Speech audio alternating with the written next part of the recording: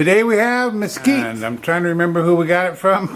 I have a trouble with this one every time, and this is about the third time I've turned this piece of wood, or pieces of wood from this piece. Sorry, can't remember who. Arvin Sanborn? Maybe. Anyway, it's Mesquite, and I'm gonna make some modifications to it, and we're gonna turn a live edge end grain bowl from it. And I think that'll be kind of fun, kind of different. Good morning, good afternoon, good evening, as we like to say here at Shady Acres Woodshop. Howdy, let's take a closer look at it. So by an end grain bowl, in case you don't know, what that means is this is the end grain, this is the side grain, this is the side of the tree. The grain runs up and down here. And normally what we do is we cut this in half and turn the side of the grain. Sometimes live edge with the bark showing, sometimes not with the flat side showing. If this was cut in half, but in this case the inside of the bowl is going to be in here, and I want to make it a live edge, so that means this bark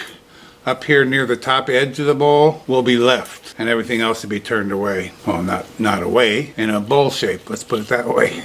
If we turned it all away, we wouldn't have anything. So what I'm going to do is take this over here to the bandsaw, cut these two off, and then I'm going to cut it in half so that I can actually get two bowls out of it. This is going to be the top of this bowl because that's about the only place I can get the live edge out of is right there. This one's just a little too close, so that'll be the top. So I'll go to the bandsaw, make those cuts, find the middle of this, drill a hole for a woodworm screw, we'll get it mounted up on the lathe and get to turning. Hope all that makes sense to you. Holy cow, I'm confused. So this is the one we're not turning today, because it doesn't have bark around the edge. So this will make a nice bowl. It'll just be the plain bowl. A regular round bowl won't have the bark. This one still has bark here at the top edge and all the way around the top edge. So that'll be today's live edge bowl.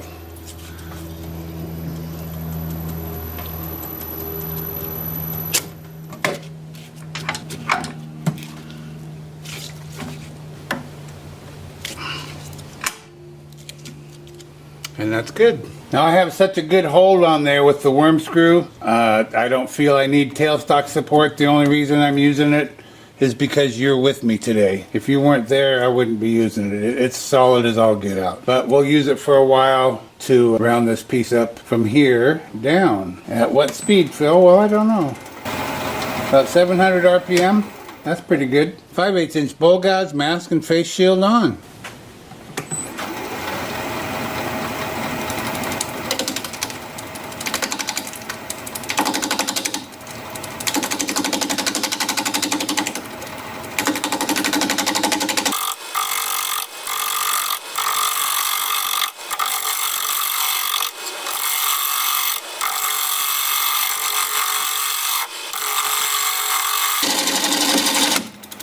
Uh-oh, that is not good. Oh boy, is that ever not good, huh? Well,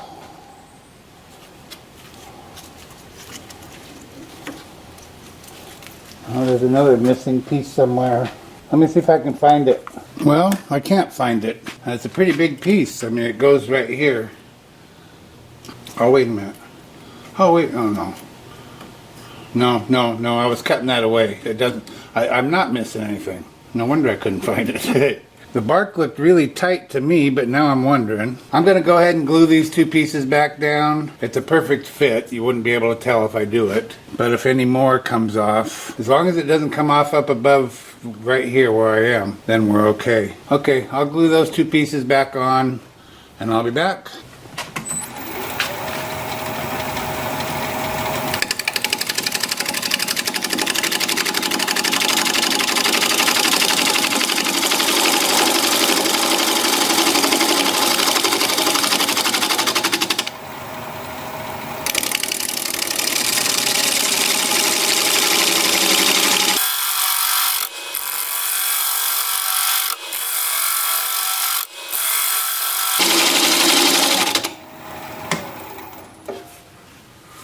And I'm going to come up just a little bit higher. I got a little pokey part right here from that branch that was on there.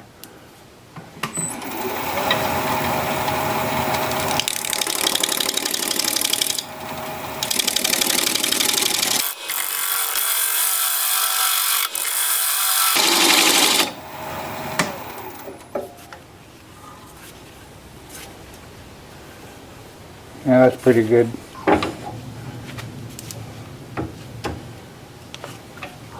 Start working on a shape.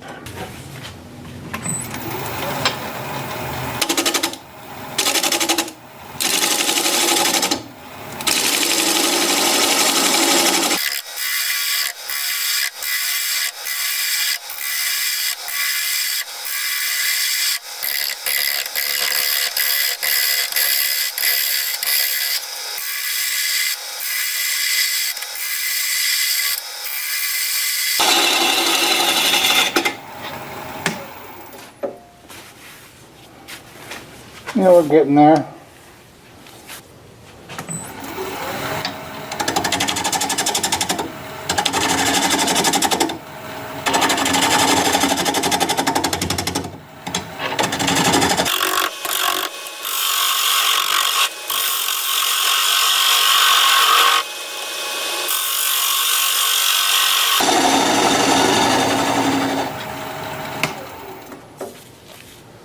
Mark out for probably a recess.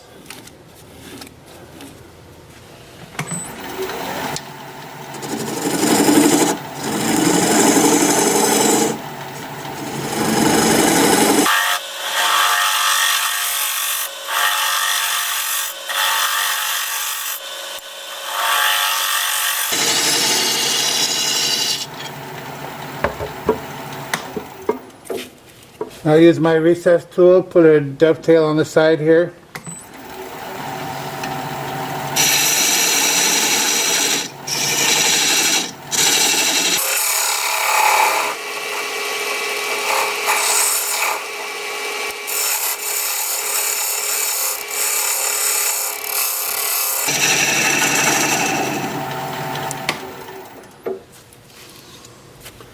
And that is good. I don't know if I want to take another pass or use my scraper or what.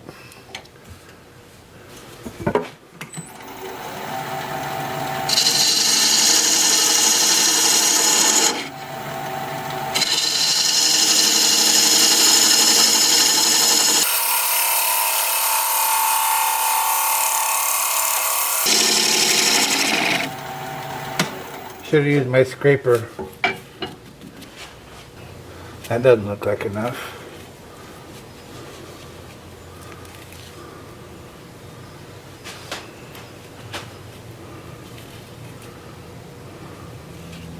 Can't tell which side's up here. I'm pretty sure that goes there. Or maybe not. Yeah. You think I'm wasting my time? You think I should just make a round bowl? That one doesn't look good either way. I wonder if I lost something else with it. Like this little guy. Well, let me look around. I'm starting to get perturbed. Well, I found the other piece that goes in there, but now I have a mess of CA glue here. Kind of like to scrape it, but you know, a scraper is not that sharp. Maybe I could shear scrape it. I just don't want to peel that bark off again. It's kind of a pain dealing with it. So if I come this way, I'm afraid I'm going to get under it and pop it right up. So I'm going to go shear scrape like this.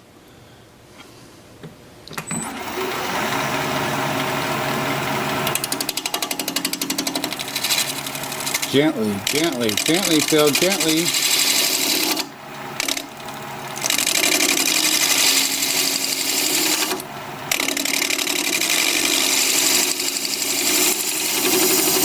I'm just trying to remove that glue.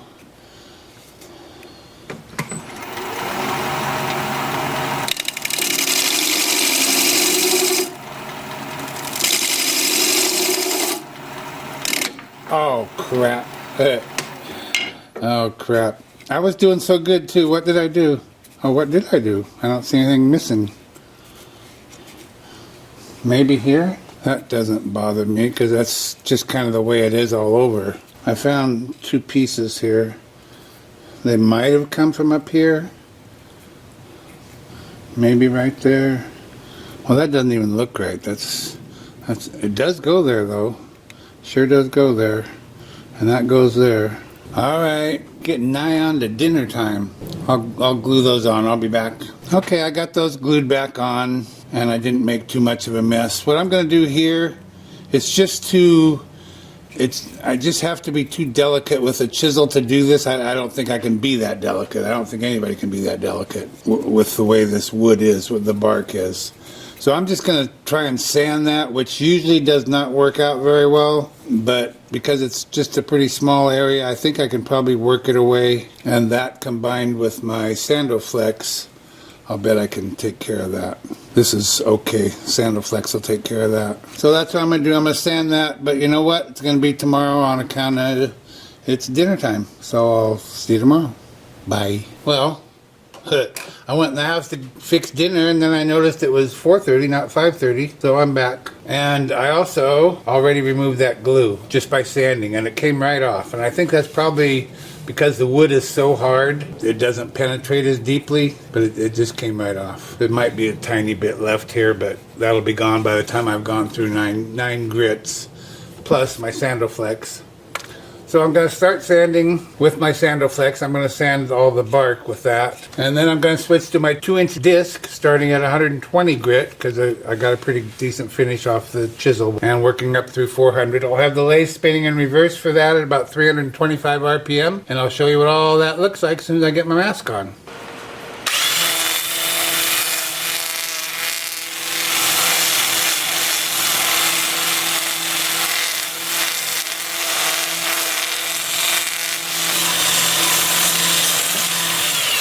And that'll clean it up and smooth it out, but it won't change how it looks.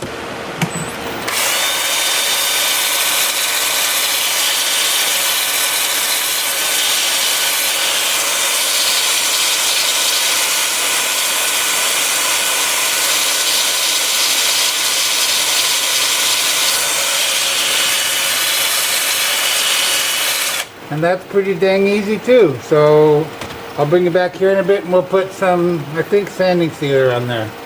See you in a bit. Well, sanding wasn't bad at all. And now we get to see what we got. It's very, very smooth. This stuff sands up so nicely.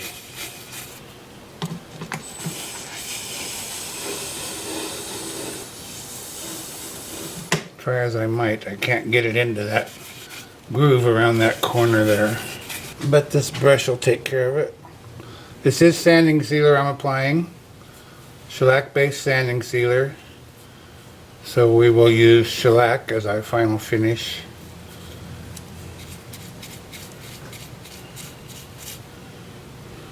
This bark always looks so nice, all finished up. Feels good, nice and smooth.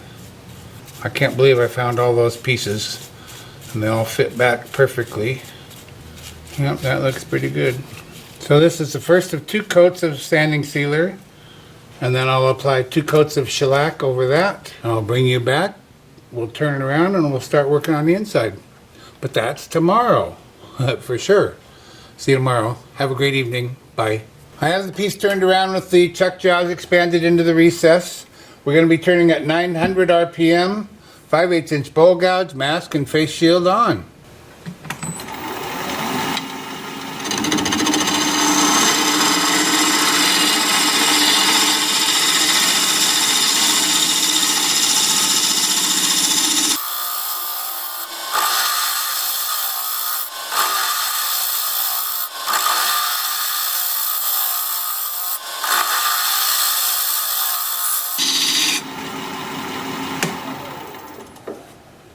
I just want to see how close I am to the edges. Looks like this is maybe the narrowest side right here. It's hard to tell that when it's spinning though.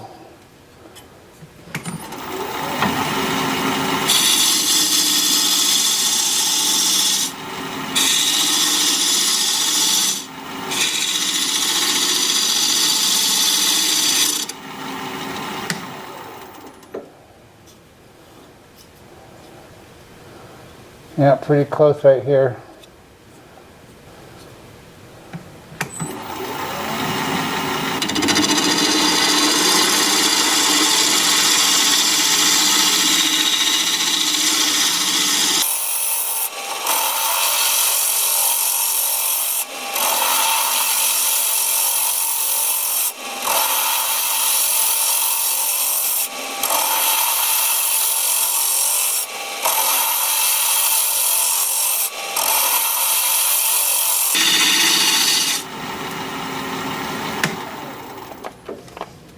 Now for those not familiar, maybe you've never turned an end grain bowl before. Oh yeah, see them right there at the bark right there.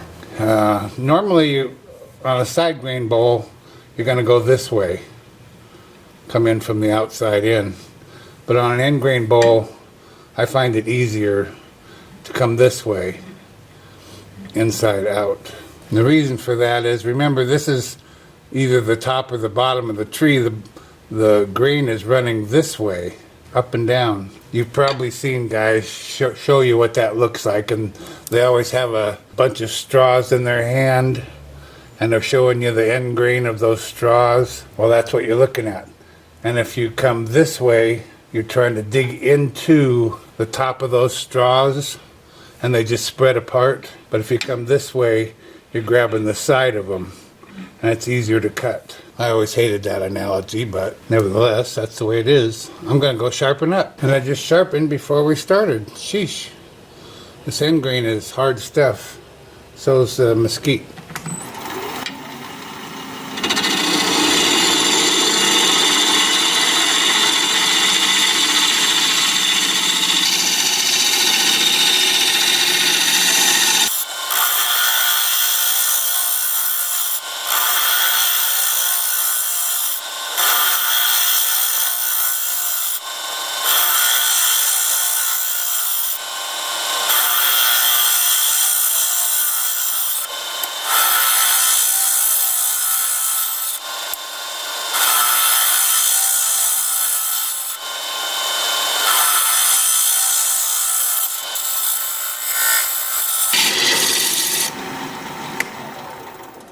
I'm really struggling. It's dull again. I'll be back. I might switch to carbide just to avoid all the sharpening, but maybe not.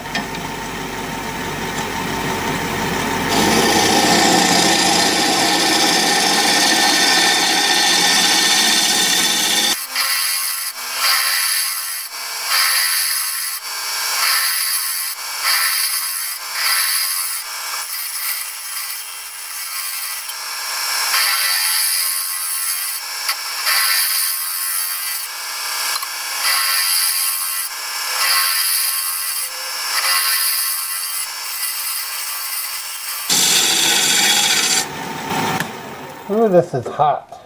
Hot. I'm gonna go sharpen up.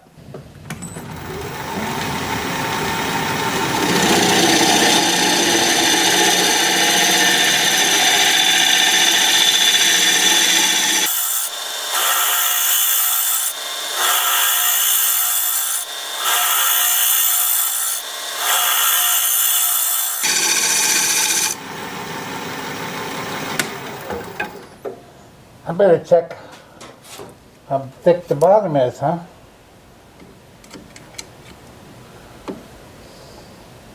Now about 3/4 of an inch.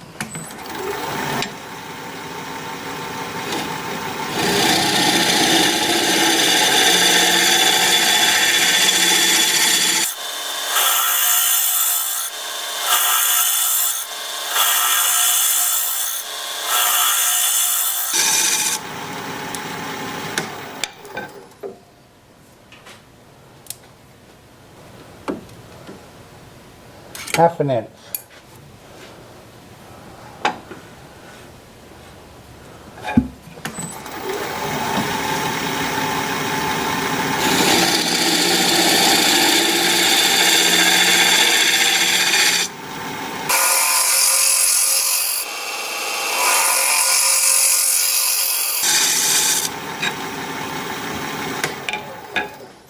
That's probably gonna do it. Yep.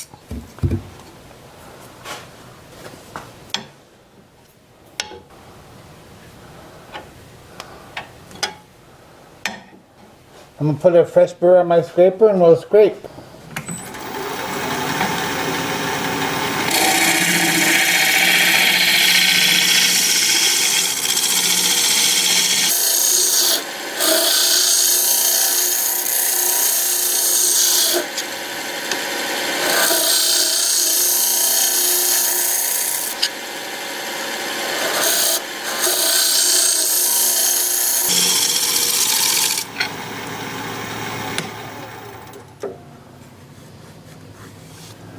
That will do it. Yep. Time for sanding.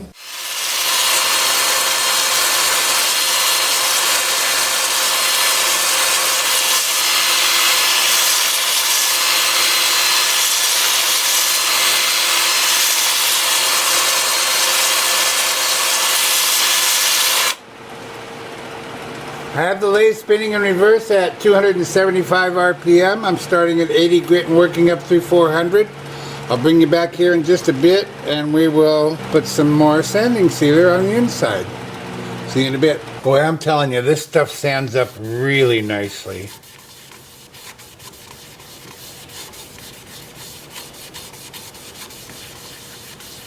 This is just smooth as silk in here.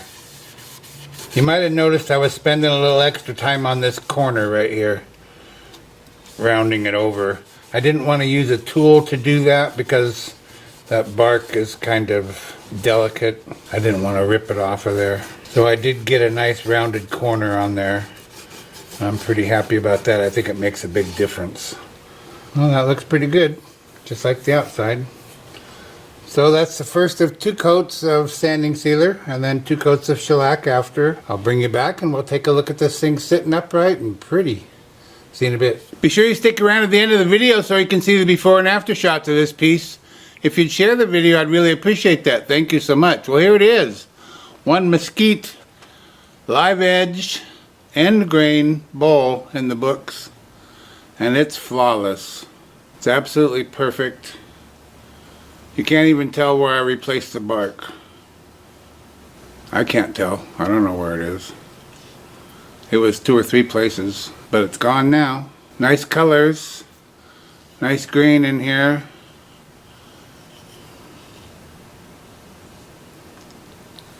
I got a great finish. I'm real happy with it. And it's kind of an odd shape.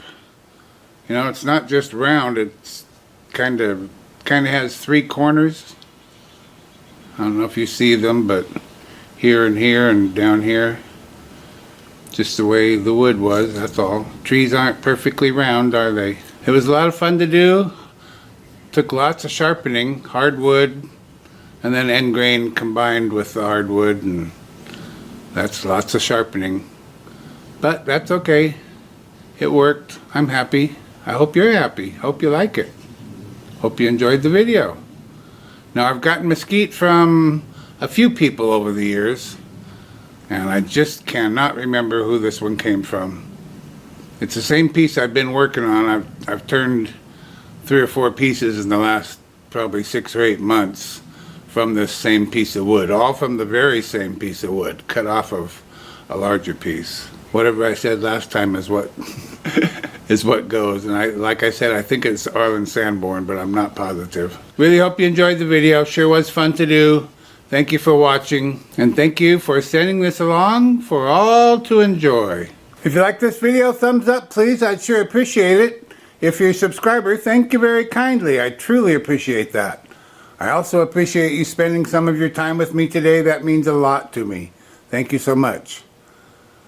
I'm looking forward to your comments. So for now, this is Phil, Shady Acres Woodshop, signing off.